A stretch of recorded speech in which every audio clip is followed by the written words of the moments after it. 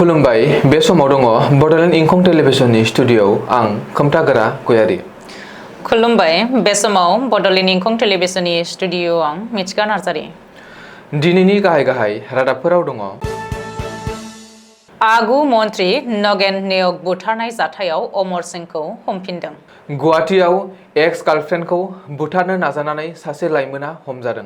उफेरा बिसायख'थि कंग्रेसआ बिहाली बियाबखौ असम सन्मिलित मन्चनो हगारनानै होबाय। कानाडायाव गाहाय मन्त्रि जास्टिन ट्राडिउखौ बिबान एंगारनो सा 20 एमपिफोरा दाबि खालामदों। इटालीनि रियानायार हान्थियारि बिरखंआव अर खामनायाव सा 180 हान्थिगिरिफोरा खुनुरुखुमै जिउ रैखा मोनदों। मणिपुरनि जिरिबामाव दुंहाव थासारि, गंसे फरायसालिखौ सिनायमोनै दुथाङा सावदों। जम्मु काश्मीराव बिहारनि सासे लेबारा थिउरियानि आखायाव जिउ गोमादों। जौसिन बिजिरसालिनि गासैबो केसनि हियारिंखौ लाइभ फोसावगोन। 5 बोसोर बैसोनि फिसाज्लाखौ बुथारनायनि सन्देहआव मार्केरिटा पुलिसआ सासे बिमाखौ खादों। दानिया फैदिनि आबुं रादाबाव।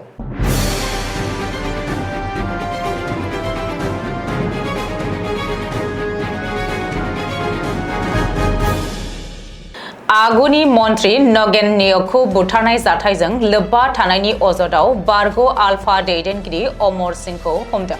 शुक्रबारखालि हराव गलाघाट जिल्लानि बाग्रिजेंनि गावनि न'निफ्राय एनआइएनि 4 सोद्रोमानि हानजाया एरेस्ट खालामनानै लाबोदों बारग' आलफा दैदेनगिरि अमर सिंहखौ। मख'नो गोनांदि आसामनि सोलिफु राङारि मन्त्रि अजन्ता नेयकनि फिसाय आरो आगुनि मन्त्रि नगेन नेयकखौ 1996 मायथाइ 6 मे खालि गलाघाटनि सिङेजानाव दुथांफ्रा बुथारदोंमोन। अमर सिंहआ बे बुथारनाय जाथायनि सासे दायनिगिरिमोन। बे दायाव 10 बोसोर जोबथेसालिनि साजाबो सैनांदोंमोन अमर सिंहआ। नाथाय 2013 मायथाइयाव गुवाहाटी गोजौसिन बिजिरसालिया अमर सिंहखौ बे दायनिफ्राय उदां खालामदोंमोन। नाथाय 2015 मायथाइयाव बे केसखौ लानानै जौसिन बिजिरसालियाव थांदोंमोन नगेन नेयकनि नखरा। बे केसखौ बिथा खालामनानैनो दिनैनिफ्राय 12 सान सिगां अमर सिंहनिसिम जौसिन बिजिरसालिनिफ्राय समन फैदोंमोन। बेनि उनाव शुक्रबारखालि कलकातानिफ्राय फैनाय एनआइएनि टीमआ अमर सिंहखौ सानसे जेरा खालामनायनि उनाव एरेस्ट खालामनानै गुवाहाटीआव लाबोयो। बबेखानि बारग' आलफा दैदेनगिरि अमर सिंहखौ दिनै गुवाहाटीनि स्पेसियेल कर्टआव हाजिर खालामनानै एनआइएनि टीमआ कलकातायाव लानानै थांनोबो हागौ होननानैबो सुलुङाव फोरमायदों। शुक्रबारखालि हराव गुवाहाटी नोगोरमायाव सासे आइजोखौ बुथारनो नाजानाय जाथाया बयखौबो सोमोनांहोदों। नोगोरमायाव सासे लाइमोना उर्मिला ब्रह्म मुंनि 22 बोसोर बैसोनि सिख्लाखौ बुथारनायनि थांखियै गाग्लोबदोंमोन। उदै आरो गोदोनायाव गोब्राब जखम जानाय उर्मिला ब्रह्मखौ बे समाव गुवाहाटी मेडिकेल कलेज हस्पिटालाव ट्रिटमेन्ट होगासिनो दङ।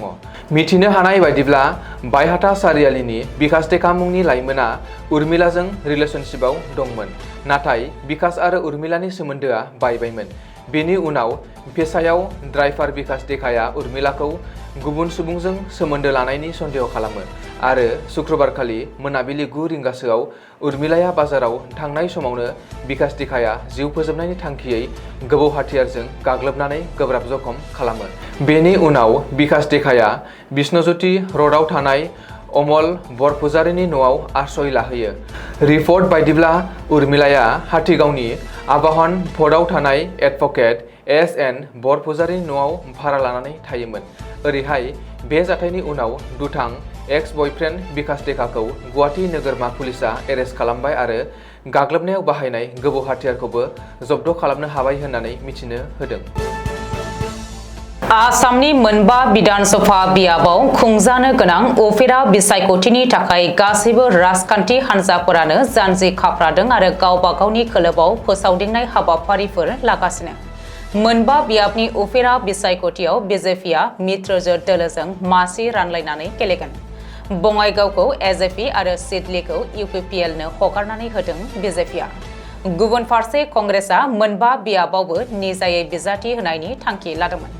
नाथाय जोबनायाव कंग्रेसआ मोनसे मासिखौ असम सन्मिलित मन्च एबा इउनाइटेड अपोजिशन फरामनो हगारनानै होनो थि खालामदों।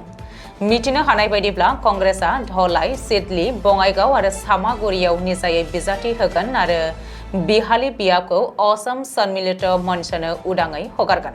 मख'नो गोनांदि शुक्रबारखालि NICCनि गाहाय नेहाथारि जितेन्द्र सिंहनि नुजाथिनायाव आसाम प्रदेश कांग्रेस कमिटिनि आफादगिरि भूपेन बरा, MP अजित कुमार भुइया, असम जातीय परिषदनि आफादगिरि लुरिनज्योति गगৈ, रायजो दलनि आफादगिरि आरो MLA अखिल गगৈ, CPIMनि स्टेट सेक्रेटारि सुप्रकाश तालुकदारनि नुजाथिनायाव असम सन्मिलित मन्चनि मेलाव बे थांखिखौ लानाय जादों। बेजों लोगोसेनो बिहालि बियाबनि बिजाथिखौ सायख'नो थाखाय अजित कुमार भुइया, अखिल गगৈ, सुप्रकाश तालुकदार, लुरिनज्योति गगৈ आरो अल पार्टी हिल्स लिडार्स कन्फारेन्सनि आफादगिरि जनेश इंटी काटारखौ लानानै 7 सोद्रोमानि मोनसे कमिटिबो दानाय जायो। कानाडायाव गाहाय मन्त्रि जास्टिन ट्रुडेउनि हेंथायै गसंनानै सा 20 कानाडियान एमपिफोरा गाहाय मन्त्रि मासिनिफ्राय बिबान एंगारनांगौ होननानै दाबि खालामदों। सुलुङाव फोरमायथिनाय बादिब्ला कानाडानि गाहाय मन्त्रि जास्टिन ट्रुडेउआ हादराव जौगानायनि जेबो खामानि मावनो हायाखै आरो बायजोआरि गुबुन हादरजों मोजां सोमोन्दो लाखिनानै खामानि मावनो रोङाखै। बयखौबो लानानै आरो बयनिबो जौगानायनि खामानिफोरखौ मावलांनो हायाखै। बेखायनो आथिखालाव सा 20 कानाडियान एमपिफोरा खुद्रिदों गाहाय मन्त्रि जास्टिन ट्रुडेउनि हेंथायै। मख'नो गोनांदि जास्टिन ट्रुडेउआ बोसोरसे सिगाङाव खालिस्तानी दैदेनगिरि हरदीप सिंह निजारनि बुथारनाय जाथायखौ लानानैबो इन्डियानखौसो मुं सुदोंमोन। इन्डियानि संगालिफोरानो कानाडायाव थांनानै खालिस्तानी दैदेनगिरि हरदीप सिंह निजारखौ बुथारहैदों होननानैबो बुंदोंमोन। बेखायनो आथिखालाव गाहाय मन्त्रि जास्टिन ट्रुडेउआ इन्डियाजोंबो मोजां सोमोन्दो लाखिनो रोङाखै होननानैबो गोबाङानो बुंदों। इटाली हादरनि खोला बाहागो ब्रिन्डिसी बिरखं गाथोनाव नखरारि बिरखं रियानायार हान्थियारि बिरखंआ गोजौआव बिरनो लाहांनायावनो ब्लाव ब्लाव अर खामनायाव गासै सा 180 हान्थियारिफोरा खुनुरुखुमै जिउ रैखा मोननो हादों। बृहस्पतिबारखालि हरनि समाव बे जाथाया जादोंमोन। ब्रिन्डिसीनिफ्राय तारिनसिम थांनो गोनां बे बिरखंआ अर खामनायनि जाहोनाव हान्थियारिफोरा गुबुन बिरखंजोंसो जोबोद सम बारलांनायनि उनावसो थांनो गोनां जादोंमोन। जाहोनाव इटालीनि संसदआव रियानायार बिरखंनि हेंथायै सोंलु सोमजिदों। मानो होनोब्ला साननै सिगाङावसो इटालीनि बेरगाम बिरखं गाथोनाव रियानायार बिरखं FR846 बिरखंआ लेन्डिं खालामनाय समाव टायार बेफ्रुदोंमोन आरो हान्थियारिफोरा खुनुरुखुमैसो जिउ रैखा मोनदोंमोन। आसामनि नसुं रायजो आरो बराक सेरफांनि काछार जिल्लाजों नांजाबनाय मणिपुरनि जिरिबाम जिल्लायाव सोरबा सिनाय मोनै दुथाङा गंसे फरायसालिखौ सावनायाव दुंहाव थासारि सोमजिदों। शुक्रबारखालि फुंनि 4:10 रिंगायाव जिरिबामनि कालिनगर मारफेंआव थानाय गंसे सोरखारि नङै फरायसालिखौ सावदों। थांनाय 1997 मायथाइनिफ्रायनो रेफारेन्ट बेन्जामिन साकुमजों सामलायजानाय बे ब्लुमिं फ्लावार चिल्ड्रेन फाउन्डेशन फरायसालिखौ सावनायाव गोबां खहा जादों होननानैबो सुलुङाव फोरमायदों।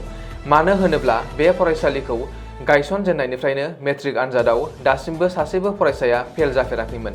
अल ट्राइबेल कमिउनिटि इउनियनआ बे जाथायखौ गोख्रोङै सोंखारिदों आरो दायनिगिरिफोरखौ थोजासे साजा होनांगौ होननानैबो दाबि दैखांदों। इउनियन टेरिटरि जम्मु काश्मीराव अमर आब्दुल्लाया गिबि मन्थ्रिनि बिबान रुजुनजेननाय समावनो गिबि खेब बिहारनि सासे लेबारआ शपियान जिल्लायाव थिउरियाफोरजों बुथारजादों। शुक्रबारखालि फुंनि समाव थिउरियाफोरा पिस्तलजों गावथारलांदों बिहारनि सासे लेबारखौ। खौरांखौ मोननाय लोगो लोगोनो आर्मि आरो जम्मु काश्मीर पुलिसआ जाथाय जानाय जायगायाव थांनानै गोथैखौ बोखांहैयो आरो नायबिजिरनायाव पिस्तलजों गरब्रै गुलि गावनायनि सिन मोनदों होननानै मिथिहोदों। भारतनि जौसिन बिजिरसालिया हादरनि न्यायनि राहाखौ सरासनस्रा रायजोफोरनि खाथिसिनाव लांनायनि थाखाय मोनसे गेदेर थांखि लादों। बे थांखि बायदियै दानिफ्राय हादरनि जौसिन बिजिरसालिनि गासैबो रोखोमनि केसनि हियारिंखौ लाइभ फोसावनाय जागोन। बेनि थाखाय मोनसे स्पेशियेल एप्स थियारि खालामनाय जादों। बे एप्सनि जोहै जौसिन बिजिरसालिया थाबैनो गासैबो केसनि हियारिंखौ लाइभ फोसावनायखौ सरासनस्रा रायजोफोरा नायनो हागोन।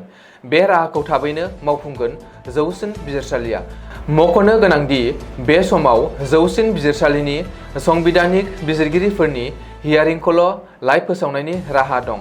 नाथाय थाबैनो आजिरा लानो थियारि जानाय हादरनि चिफ जास्टिस DY चन्द्रचूडआ जौसिन बिजिरसालिनि साफ्रोमबो बिजिरगिरिफोरनि न्याय राहाखौ रायजोफोरनि खाथियाव लांनायनि थांखियै लाइभ फोसावनायनि राहा खालामदों।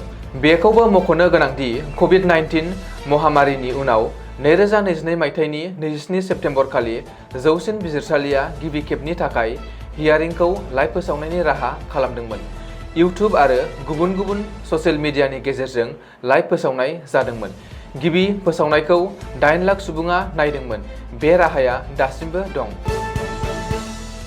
दुर्गा फुजानि फोरबो समाव गावनि फिसाज्लाखौ गोमादों होननानै सासे बिमाया मार्केरिटा पुलिसनो एफआइआर होनानै गावनो पुलिसनि जेआव नांदों। डिब्रुगड़ जिल्लानि मार्केरिटायाव 14 अक्ट'बर खालि बुरिदिहिं दैमायाव गोजावनानै थानाय हालोदाव 5 बोसोर बैसोनि गथ'नि गोथै देहाखौ बोखांनो हानायनि उनाव शुक्रबारखालि पुलिसआ पस्ट मर्टेमनि रिपर्टखौ नायबिजिरनानै आरो देहानि जोखोमखौ नुनानै गथ'नि बिमाखौनो बुनायनि सन्देहजों एरेस्ट खालामदों। दिनैनि रादाबा एसेनोसै। गोजोन्थों। गोजोन्थों।